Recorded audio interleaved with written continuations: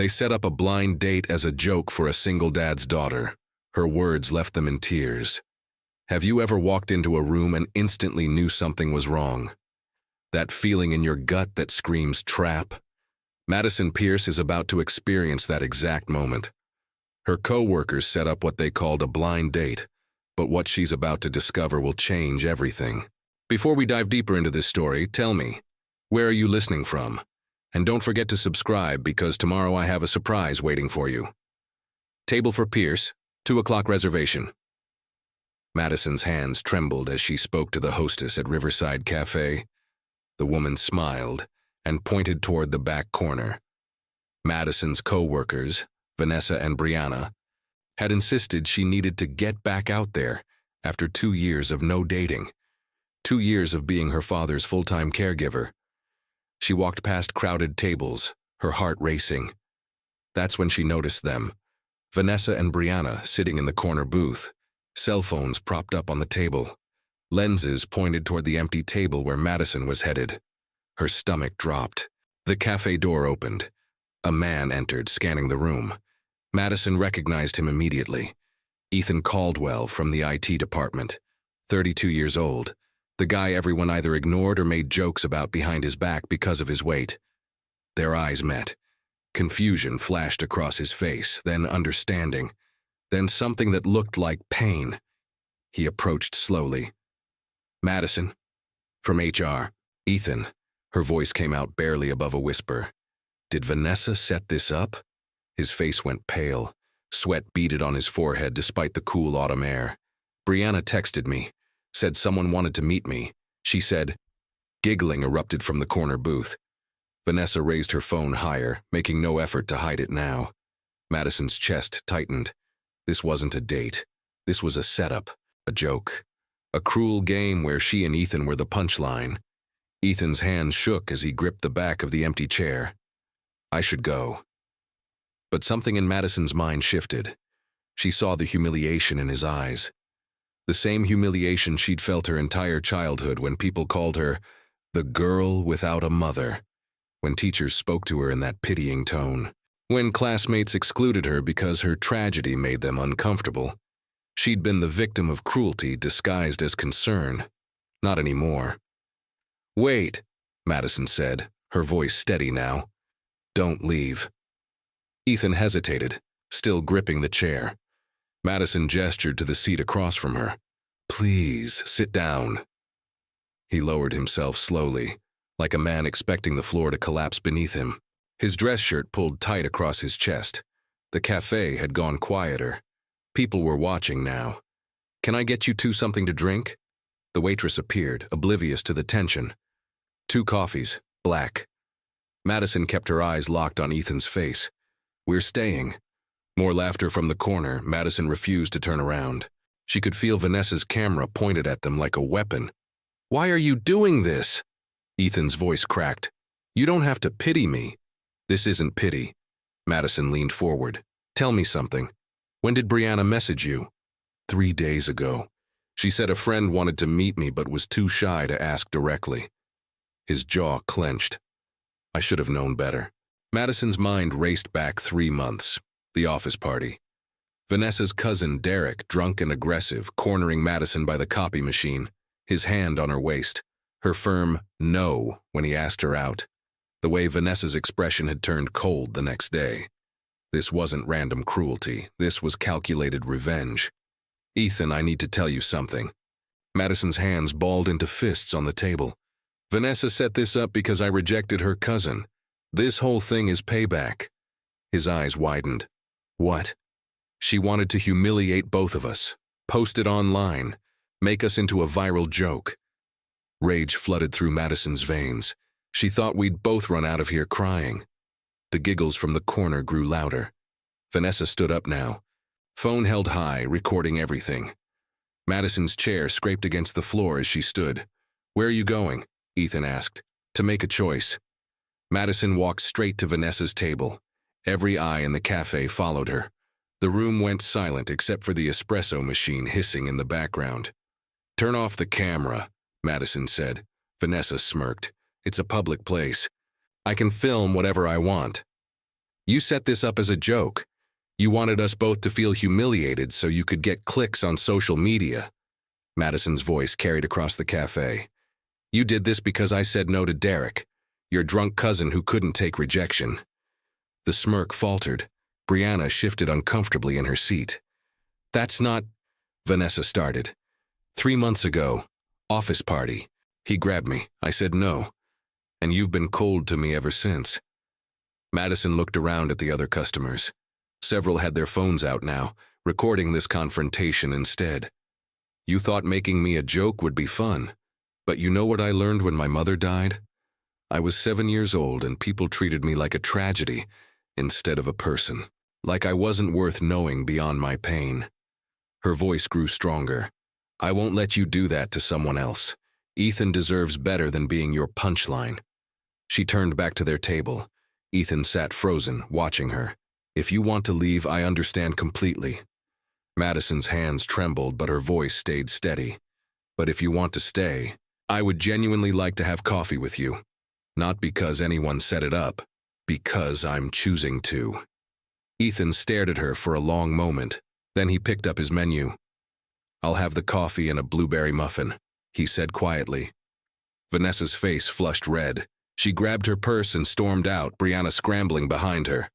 Other customers started applauding. Madison sat back down, her heart pounding so hard she thought it might burst through her ribs. No one's ever stood up for me like that, Ethan said, his eyes wet. Then it's about time someone did. The waitress brought 2 coffees and a muffin with 2 forks. On the house, she whispered. What you did was brave. Madison wrapped her hands around the warm mug. The adrenaline was fading, leaving her shaky. Across from her, Ethan added cream to his coffee with careful precision. So, he said, this is awkward. Despite everything, Madison laughed. The tension broke like a rubber band snapping. Incredibly awkward, she agreed. But I meant what I said. I'd like to get to know you. Why? The question wasn't defensive, just genuine curiosity. Because in 3 years at that company, I've passed you in the hallway 100 times, and I never bothered to see you. I saw the IT guy, the quiet one. She met his eyes. That was wrong. You're not invisible anymore. Not to me. Ethan took a slow sip of coffee. I work in cybersecurity, codes, firewalls, encryption. Computers don't judge you for how you look. What do you do when you're not protecting the company from hackers? I cook. Elaborate dishes, French techniques, Italian flavors. A small smile. The irony isn't lost on me. That's not irony, that's passion.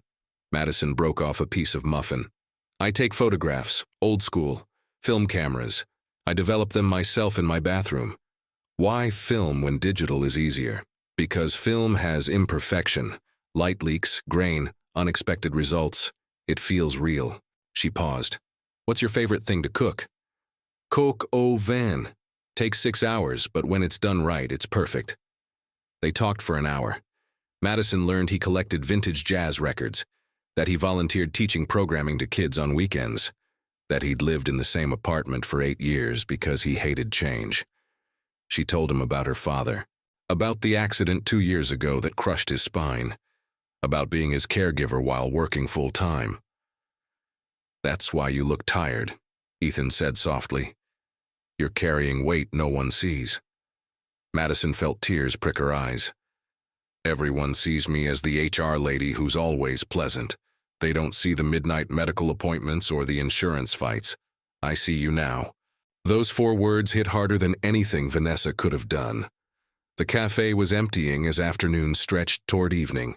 They'd been talking for 3 hours. Madison's coffee had gone cold twice. Can I ask about your mom? Ethan's voice was gentle. Madison traced the rim of her mug. Car accident. I was 7. She was driving home from my school play. A drunk driver ran a red light. The familiar ache settled in her chest. But the worst part wasn't losing her. It was how people treated me after. I became the girl without a mother. Teachers gave me passes I didn't earn. Kids didn't invite me to birthday parties because I might get sad. My dad buried himself in work to pay bills. I grew up being pitied, never just being Madison. Ethan nodded slowly. I was thin until 16. Then my sister died. Leukemia, she was 14. His hands tightened around his mug. Food became comfort. 80 pounds turned into 150 in 3 years. Suddenly I was invisible in a different way. People looked through me, or they looked just long enough to make a joke. Did you try to lose it? For years, gyms, diets, therapy. I'd lose 30 pounds. Gain back 40. Eventually I got tired of trying to meet other people's expectations about how my body should look. He met her eyes. At 22 I tried to end it. Pills. My roommate found me in time. Madison's breath caught. Ethan. A gym trainer had posted my photo online. Before picture for his transformation program. Except I never signed up. He took it secretly. Comments were brutal. He set down his mug.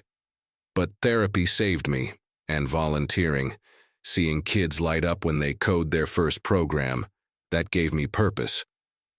Without thinking, Madison reached across the table and took his hand. His fingers were warm, trembling slightly. I'm glad you're here, she whispered. Me too. He squeezed her hand. I really am. Outside, the sun was setting, painting the cafe windows gold, and for the first time in years, neither of them felt invisible. Monday morning, Madison's phone exploded with notifications. She scrolled through message after message, her eyes widening. The video had gone viral, but not Vanessa's version. Someone else in the cafe had filmed everything. Madison confronting Vanessa. Her speech about choosing kindness. The entire cafe applauding. It was everywhere. TikTok, Twitter, Instagram. 2-3 million views. The comments flooded in. This woman is a hero. Finally, someone standing up to bullies. I'm crying. This restored my faith in humanity. Then people started identifying Vanessa and Brianna. Screenshots of their profiles. The company name visible on Vanessa's work badge and her Instagram photos. By noon, the company's main email had received over 500 messages demanding action. Donna Kaufman, head of HR, called Madison into her office. The 50-year-old woman had steel gray hair and no patience for nonsense. I've watched the video, Donna said, closing her laptop. Vanessa and Brianna will be here in 10 minutes. I want you present. When they arrived, Vanessa's face was blotchy from crying. Brianna wouldn't make eye contact. This is workplace harassment, Donna stated flatly. You orchestrated a humiliating situation involving 2 colleagues, filmed it without consent, and intended to post it publicly for entertainment. It was just a joke, Vanessa started.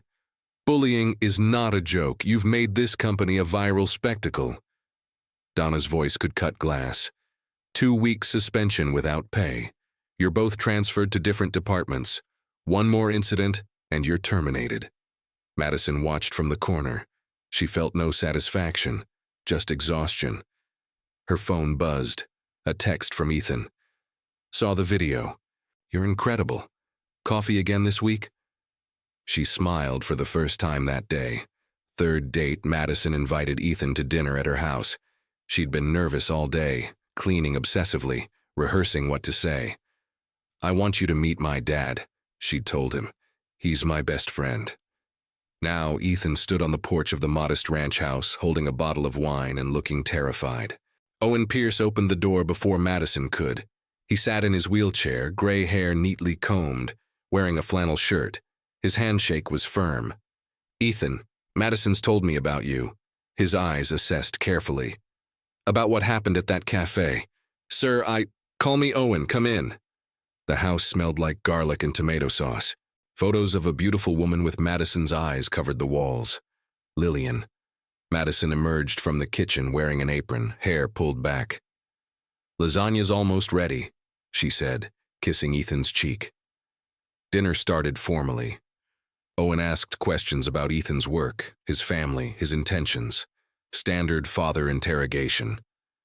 Then Ethan noticed the tools mounted on the living room wall. Are those Stanley planes from the 40s? He asked, standing to look closer. Owen's entire demeanor shifted. You know tools? My grandfather was a carpenter, taught me to appreciate quality craftsmanship. For the next hour, they discussed machinery, engineering, metallurgy. Owen showed Ethan designs he'd drafted for wheelchair-accessible equipment. Madison watched from the kitchen doorway, hand over her heart. Finally, Owen grew quiet.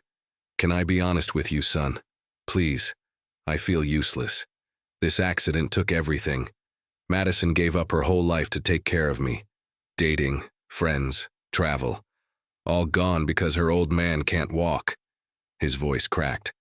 The guilt eats me alive. Ethan leaned forward. Owen, Madison doesn't talk about you like you're a burden.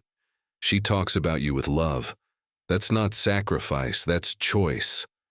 Owen wiped his eyes roughly. You're a good man, Ethan.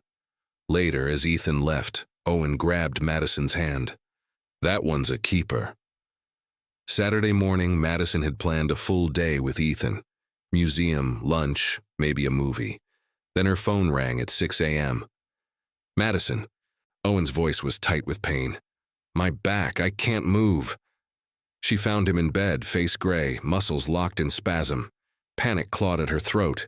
She called Ethan to cancel. I can help, he said immediately. I'll be there in 20 minutes.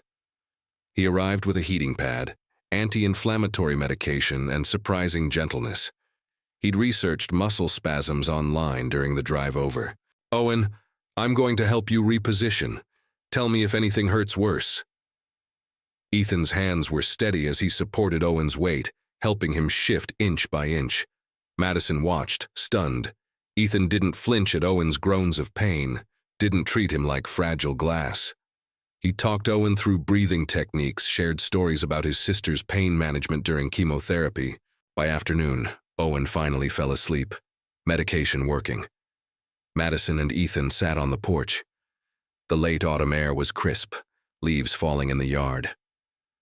My sister went through so much pain at the end, Ethan said quietly. I learned that presence matters more than perfect words. You can't fix everything, but you can stay. Madison leaned her head on his shoulder. You're genuinely kind. Not performatively kind. There's a difference. I care about you, about both of you. She turned to face him. His brown eyes were soft, vulnerable. She kissed him, gentle at first, then deeper, both nervous but certain. When they pulled apart, Ethan was smiling. I've wanted to do that for weeks, he admitted. Then why didn't you? Didn't think I deserved to. You do, Madison whispered. You absolutely do. December arrived with snow. Ethan spent Christmas at the Pierce house. He cooked for hours, smoked turkey, garlic mashed potatoes, pecan pie from scratch. Owen declared it the best meal he'd had in years. January brought a doctor's appointment. Ethan asked Madison to come with him for his annual checkup. The doctor looked concerned, reviewing his charts. Blood pressure's high. Cholesterol levels worry me. The doctor's tone was clinical but serious. Ethan left the office quiet, defeated. Madison didn't say, you need to lose weight. She said, how can I support your health? They started walking together every morning, 30 minutes before work. No pressure, no judgment, just presence. February. Owen fell trying to reach something from a high shelf. Madison found him on the floor, terrified. Ethan came immediately, stayed calm, called paramedics. At the hospital, he sat with Owen for 6 hours while they ran tests. No drama, just steady support. March, Ethan taught Madison to cook ratatouille. She burned everything. They laughed until their sides hurt, ordered pizza, ate it sitting on the kitchen floor. April, Madison showed Ethan her makeshift darkroom in the extra bathroom. Red light, chemical trays, photos hanging on wire lines. She handed him a picture she'd taken secretly. It showed his hands on a keyboard, face focused, completely absorbed in his work. This is how I see you, she said. Brilliant, present, beautiful. Ethan couldn't speak. He just held her while tears ran down his face. May brought warmth and routine. Ethan had a drawer at the Pierce house now. Toothbrush in the bathroom, coffee mug with his name. Owen started calling him son casually, like it had always been that way. One evening, Madison found them in the garage, Owen explaining a mechanical problem while Ethan took notes on his phone. This was family. Messy, imperfect chosen family. And it was everything. Owen's 55th birthday approached. Madison wanted something special, but money was tight. Medical bills, house repairs, daily expenses. She planned a nice dinner, maybe a cake. Then Ethan disappeared every weekend for 2 weeks. "Got a project," he said vaguely. "It's a surprise." Birthday morning. Ethan arrived with a small trailer hitched to his car. "I have your present, but you need to come outside." Owen wheeled himself to the garage, confused. Madison followed, curious. Ethan opened the trailer. Inside was a workbench, but not just any workbench. "I built this specifically for you," Ethan explained, voice nervous. "Electric height adjustment so you can raise or lower it from your wheelchair. Drawers with easy pull handles. Magnetic tool panels at accessible height. LED lighting. Ventilation system for soldering." He pulled out a tablet. "I programmed this interface. Touch controls for everything. Height, lights, even the ventilation fan." Owen stared at the workbench like it was made of gold. He wheeled closer, ran his hands over the smooth wood surface. "You built this? For me?" "You mentioned wanting to work on projects again. I wanted to give you that back." Owen's face crumpled. He reached up, pulled Ethan into a fierce hug, and sobbed against his shoulder. "No one's ever given me my dignity back," Owen choked out. "You're too good for us." Madison was crying too. She understood suddenly the depth of what this meant. Ethan had spent his entire savings, money he'd been saving for his own apartment. Later, when Owen was testing the workbench excitedly, Madison pulled Ethan aside. "That was your apartment fund. Family isn't blood," Ethan said simply. "It's who chooses to stay." Late night, Owen asleep in his room. Madison and Ethan on the couch. Movie paused, forgotten. "Where do you see yourself in 5 years?" Madison asked. Ethan thought carefully. "Honestly, here, with you, with Owen. Maybe married, maybe not. Labels matter less than reality." He paused. "But I'm scared." "Of what?" "That you'll wake up and realize you deserve better. Someone society doesn't judge you for being with." Madison turned to face him fully. "You want to know what I deserve? Someone who sees my father as a person, not a problem. Someone who makes me laugh when I'm exhausted. Someone whose first thought is, how can I help, instead of, how does this affect me?" Her voice strengthened. "I found that. I found you." She took his hand. "I love you, Ethan, not despite who you are. Because of who you are. Every piece, every scar, every part you think you should hide. I love you completely." Ethan's eyes filled with tears. "I love you too. So much it terrifies me." "Then let's be terrified together." They fell asleep tangled together on the couch. Owen found them at dawn. He stood there quietly, then pulled out his phone and took a photo. His family, his daughter, and the man who'd become his son. Complete at last. He wheeled back to his room, looked at the photo again and smiled through tears. This was worth everything. 1 year after the cafe incident, Ethan suggested they return to Riverside Cafe. Same table if possible. Madison agreed, curious about his insistence on the specific date. They sat at their original table. The cafe was quieter on a weekday afternoon. The same waitress recognized them, smiled warmly. "2 black coffees and a blueberry muffin to share," Ethan ordered. "Remember how terrified I was walking in here?" Madison said. "You were terrified? I almost threw up in the parking lot." Ethan smiled, but his hands trembled slightly. "And now?" "Now I'm terrified for a different reason." Before Madison could ask what he meant, Ethan stood. Then, with visible effort, he lowered himself to one knee. The cafe went silent. "Madison Pierce, you changed everything." His voice shook. "You gave me family, purpose, love I didn't know could exist. You chose kindness when the world expected cruelty." From his jacket, he pulled a small velvet box. "This isn't a traditional ring. I had it custom made. Inside sat a silver band. Embedded in it, impossibly small, was the photograph Madison had taken of his hands, the one from her darkroom. Will you marry me? Not today, not next month, but someday, when it feels right. Will you build a life with me officially? Madison couldn't form words. She nodded frantically, laughing and crying simultaneously, pulling him up into a kiss.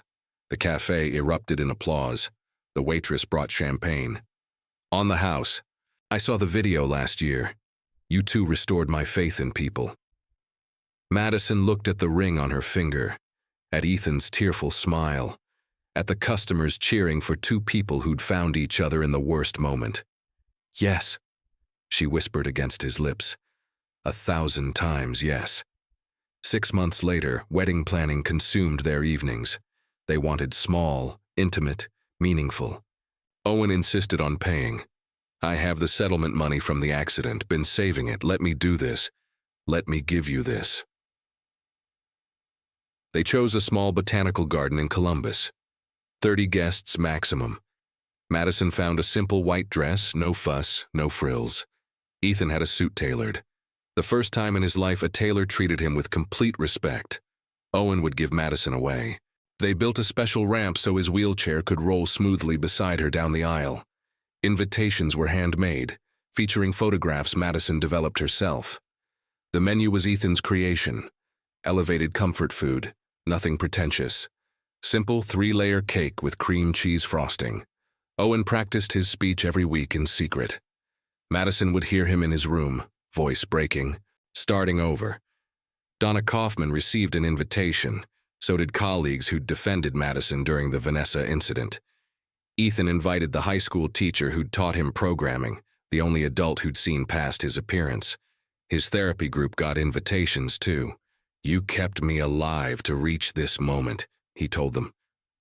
The night before the wedding, Madison had a panic attack. What if something goes wrong? Owen took her hand. Sweetheart, nothing about our lives has been perfect. Look how beautiful it turned out anyway. She squeezed his hand, breathing slowly. You're right. Tomorrow isn't about perfect. It's about real. Exactly. Now get some sleep. You're marrying a good man tomorrow. Madison kissed his forehead. I know, Dad, I know. June arrived with perfect weather. 73 degrees, cloudless sky, light breeze. The botanical garden exploded with color. Roses, lilies, wildflowers in every direction. 30 wooden chairs arranged in neat rows. String quartet playing Debussy softly. Madison walked beside Owen's motorized wheelchair. He controlled it with one hand, held hers with the other. She wore a crown of wildflowers, carried a small bouquet of daisies, her mother's favorite. Ethan stood at the altar, already crying. His best friend from the coding program stood beside him as best man. The officiant was a retired judge Owen knew from his support group. Madison reached the altar. Owen squeezed her hand once more, then nodded to Ethan. Permission granted. Vows began. Madison spoke first, voice clear despite tears. Ethan, you taught me that courage isn't fearlessness. It's choosing love despite the fear. I promise to choose you every single day, on easy days and impossible ones, when your health worries me, when my anxiety attacks, when the world is cruel. I choose you. I choose us. I choose this imperfect, absolutely perfect family. Ethan wiped his eyes, voice trembling. Madison, Owen, yes, I'm including you. You saved my life, literally. I was existing, not living. You gave me reason to wake up. He looked at Madison. I promise to honor your heart that's too big for this world. I promise to care for Owen as my own father. I promise when I fall, and I will because I'm human. You can count on me to get back up. We're a team now, forever. The judge smiled. I now pronounce... Wait, Owen's voice rang out. I have something to say. He wheeled forward slightly. Lillian, my wife, before she died, made me promise something. Make sure Madison finds real love, not fairy tale love. Love that stays when things get hard.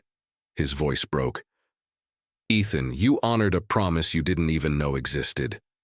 Welcome to the family, son. Not a dry eye remained. The reception glowed under string lights draped through tree branches. Intimate tables, wildflowers in mason jars, laughter filling the warm evening air. During dinner, Ethan stood to make a toast. "I want to thank two people who aren't here tonight, Vanessa and Brianna." Confused silence. Not sarcastically. Their cruelty created a moment of choice. I could have run. Madison could have left embarrassed. But we didn't. We chose differently. He raised his glass. "So thank you for showing us exactly how not to treat people. You made it easy to choose the opposite." Laughter rippled through the guests. Madison stood beside him. "My mother taught me life's too short for smallness. My father taught me strength comes from vulnerability. Ethan taught me real love isn't finding someone perfect, it's seeing someone imperfect perfectly." As night deepened, the three of them, Madison, Ethan, Owen, sat on a bench away from the crowd, watching guests dance. "We did it," Owen said softly. "We built something beautiful from pain." "Not despite the pain," Madison corrected. "Because of it. Pain taught us empathy. Rejection taught us compassion. Loss taught us to appreciate presence."